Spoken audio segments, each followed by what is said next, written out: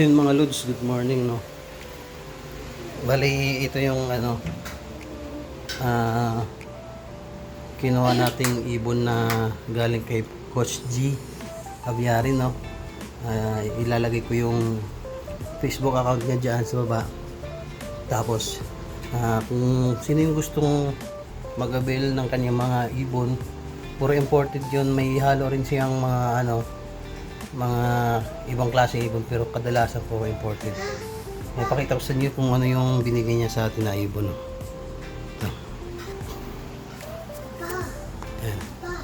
Ito mga lods, ito yung cage na pinabili niya sa atin kahapon. No? Hindi ko na na-video yon kasi gabing-gabi na talaga. Alam yan ni Coach G kung ano yung ginawa namin. Yan, ito yung pinabili niya, yung kulungan nila, ay yung bahay nila, yung kwarto. Tapos ito, yan. Yan. Ang previous niya sa atin is yung ito, yung inuman ng tubig, yung kainan. Tapos yan yung ibon natin, no.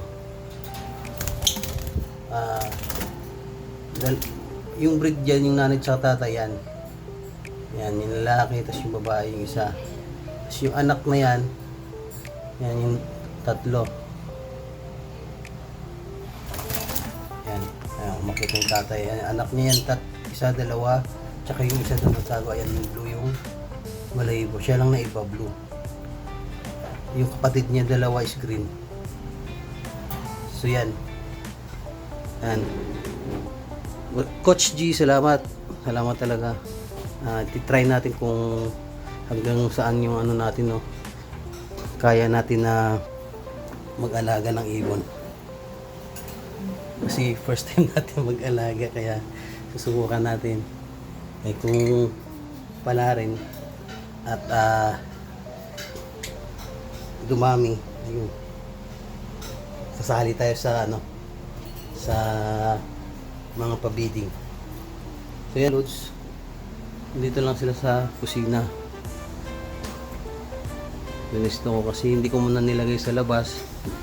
Doon sa labas di ko muna nilagay kasi open pa, baka mamaya kainin ng mga pusa. Kaya dito muna sila. For temporary lang muna to. Hindi na mainit dito kasi yan, may sa amin may exhaust naman eh. Tsaka maliwanag. So yan, African daw to eh, sabi ni Coach G. Itong binigay niya sa atin is mga African bird. So yung mga lods, comment kayo kung gusto nyo bumili ng mga export na ibon. Andun lang, ipopost ko yung page ni Coach G. Kaya yun, salamat.